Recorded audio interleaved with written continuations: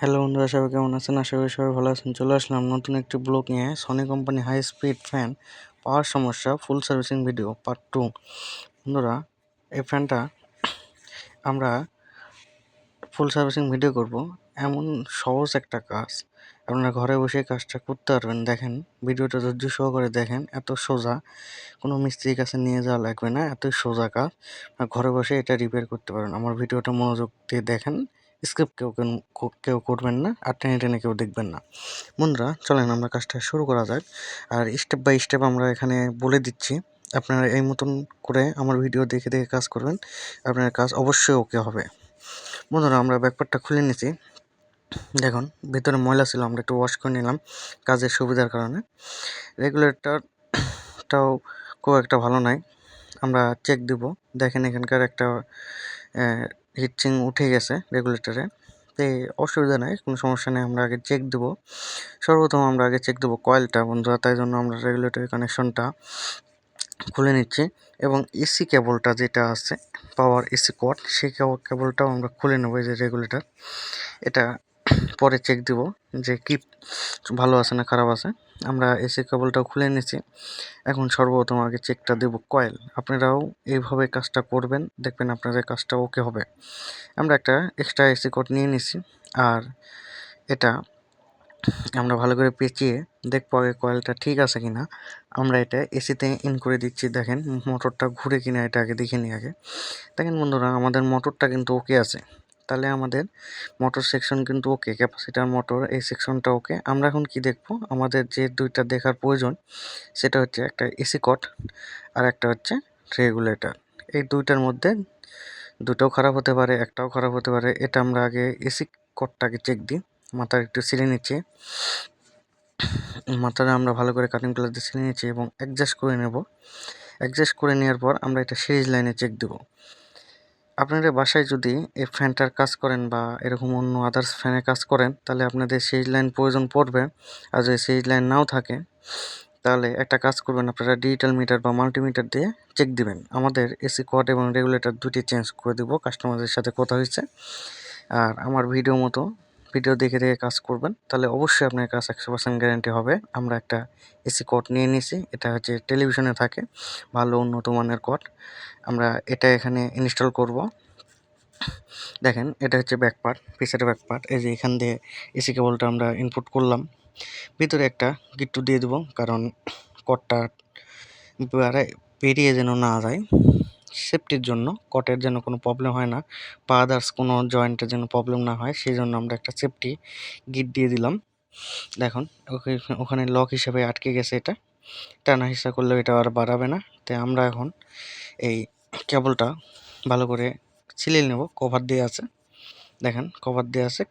কেবলটা মোটামুটি খুব ভালো একটা কেবল, কারণ এগুলো দিয়ে সিআরটি টিভিগুলো চলে। মোটামুটি খুব একটা ভালো, খুব খারাপও না। এটা দিয়ে চলবে, আরামে নিয়ে এসে চলবে, কোনো সমস্যা হবে না। আমরা কেবলটার কভারটা কেটে নিলাম এবং কেবলটা ছিলে নেব। আমরা দুইটা কেবলই ভালোভাবে ছিঁড়ে নেব পরিমাপ মতো করে। আপনারা এইভাবে কাজ করবেন, সমস্যা নেই, আপনাদের কাজটা হবে। দেখেন, আমরা কেবলটা ছিঁড়ে নিয়েছি এবং কয়েলের যে দুইটা কেবল আছে সেটাও আমরা নতুন করে ছিঁড়ে নেব, কারণ এটা প্যাচ হয়ে খারাপ হয়ে গেছে। তাই জন্য আমরা কয়েলের যে কেবলটা আছে সেটাও ছিলে নেব। দেখুন বন্ধুরা, আমরা কয়েলের কেবল দুটাও ভালো করে ছিঁড়ে নিলাম। আমরা এখন একটা উন্নত মানের ভালো কোম্পানির একটা রেগুলেটর ইউজ করব এখানে। দেখেন, এই রেগুলেটরটা সনি কোম্পানির। আমি দীর্ঘ 6 বছর ধরে এই রেগুলেটর ইউজ করতেছি। বলুন, ভালোই, খারাপ না, ববি রেগুলেটর বলে এটা। আর এই রেগুলেটর গ্যারান্টি আছে, সমস্যা নেই। আমি দীর্ঘ 6 বছর ধরে ইউজ করতেছি, প্রত্যেকটা ফ্যানে এটা আমি ইনপুট করি। আর এটা সিলিং ফ্যানের জন্য খুব ভালো সার্ভিস দেয়। দেখেন বন্ধুরা, এই রেগুলেটরটা আমরা ইউজ করবো। আরেকটা বিষয় বলি, এই রেগুলেটরটা ডবল ডবল যে হচ্ছে ইয়েটা আছে ভলিউম, সেই ভলিউম দিয়ে কন্ট্রোল করা। ডবল ভলিউমের মানে উন্নত মানের একটা রেগুলেটর। আপনারা পারতপক্ষে উন্নত মানের রেগুলেটর ব্যবহার করবেন। আমরা রেগুলেটরটা সব পার্ট খুলে নেব, কভার যেগুলো উপর নিচে আছে সেগুলো খুলে নেব, কারণ এগুলো খুলে নেব, এটা এখানে বসবে না। খুলে নেওয়ার জন্য দেখুন, আমরা রেগুলেটরের ভিতরে যে নাটটা আছে সেটা খুলে নিচ্ছি। খুলে নিয়ে খালি রেগুলেটরটাই নেব, উপরকার কভারগুলো নেব না। উপরকার কভারগুলো আমাদের প্রয়োজন নেই। দেখেন আমরা ভালোভাবে খুলে নিচ্ছি। এভাবে আপনারা কাজটা করবেন, তাতে আপনার কাজ হবে। আর ভিডিওটা কেউ ভাই স্কিপ করবেন না, খুব গুরুত্বপূর্ণ একটা ভিডিও।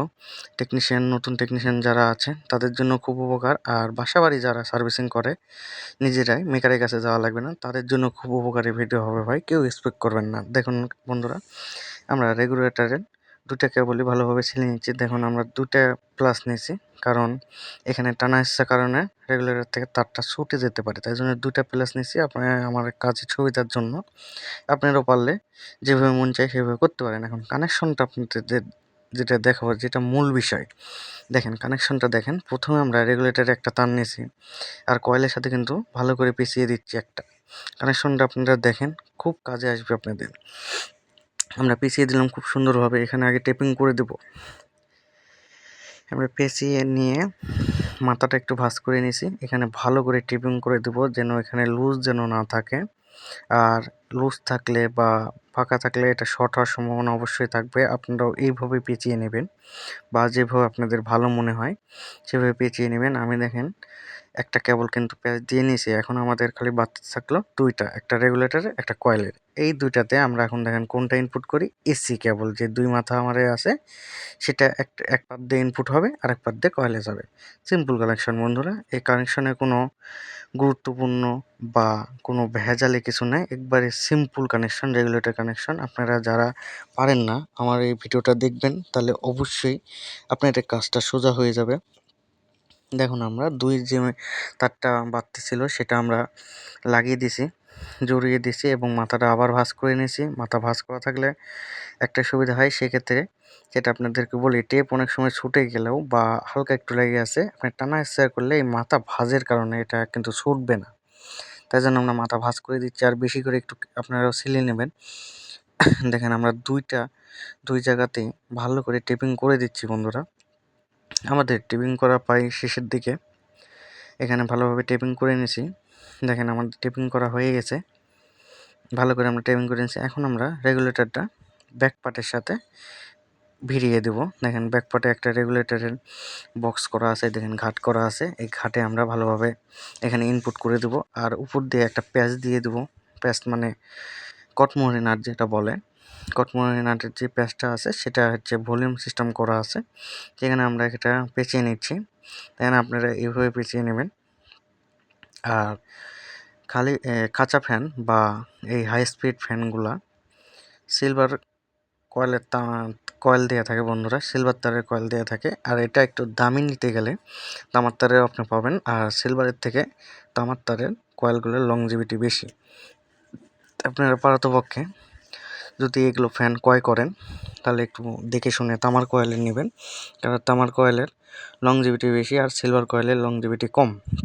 আর সিলভার কয়েল পারতপক্ষে রিপেয়ার করা খুব একটা যায় না, তা আমরা চেষ্টা করি যেগুলো হয় সেগুলো তো এক চান্সে হয়ে যায়, আর যেগুলো হয় না সেগুলো হয় না। আর তামার কয়েল রিপেয়ার করা যায়, 100% গ্যারান্টি সহকারে রিপেয়ার করা যায়।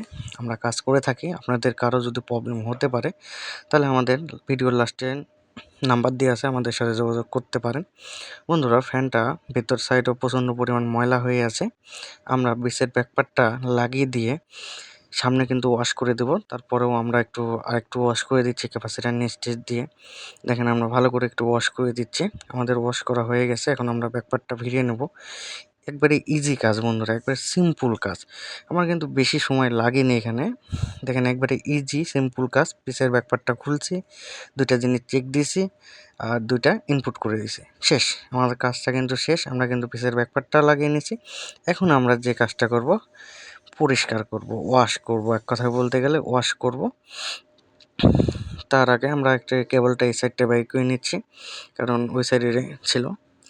দেখুন এটা আপনারা ওয়াশ করতে পারেন বাসাবাড়ি, একবারে খোলাটা ইজি। দেখেন এই যে এখানে 4টা সকেট আছে বা হুক যেটাই বলেন আপনারা, এই হুকগুলা আমরা খুলে নেব। দেখেন এই হুকগুলো আমরা 4 সাইডে দেখেন দিয়ে আছে, কাঁচার 4 সাইডে। কাঁচাটা 4 সাইডে আমরা খুলে নিয়ে কাঁচাটা ওপেন করে নিলাম। দেখেন এখন পাখার এই প্যাচটা কিন্তু উল্টাভাবে দেওয়া থাকে বন্ধুরা। দেখেন সিধা প্যাচে কিন্তু খুললো না, আমরা উল্টা প্যাচ দিয়েছি। দেখেন পাখার প্যাচটা খুলে গেছে। আপনারাও এইভাবেই খুলবেন, এই পাখার প্যাচটা উল্টাভাবে দিয়ে থাকে প্রত্যেকটা ফ্যানে। আমরা খুলে নিছি। এই নিচের খাঁচাটা আমরা খুলবো না, আমাদের ওয়াশ করা কিন্তু হয়ে গেছে, আমরা ওয়াশ করে নিয়ে এসেছি। ওয়াশ করা দেখালে আপনার ভিডিওটা বেশি লং হয়ে যাবে, তাই জন্য আমরা ওয়াশ করা দেখাইনি। তো দেখুন বন্ধুরা, আমাদের ওয়াশ করা হয়ে গেছে, এখন আমরা এটা ফিটিং দেবো। এ দেখেন ফ্যানের যে পাখার একটা ঘাট করা থাকে শেপের সাথে, এই ঘাট অনুযায়ী দিবেন, দেখবেন ইজি বসে যাবে। আর অযথা অন্যভাবে দিবেন তো বসবে না, এটা একটা ঘাট করা আছে। তো দেখেন আমরা প্যাচটা ভালোভাবে লাগিয়ে দিছি যেন লুজ না থাকে।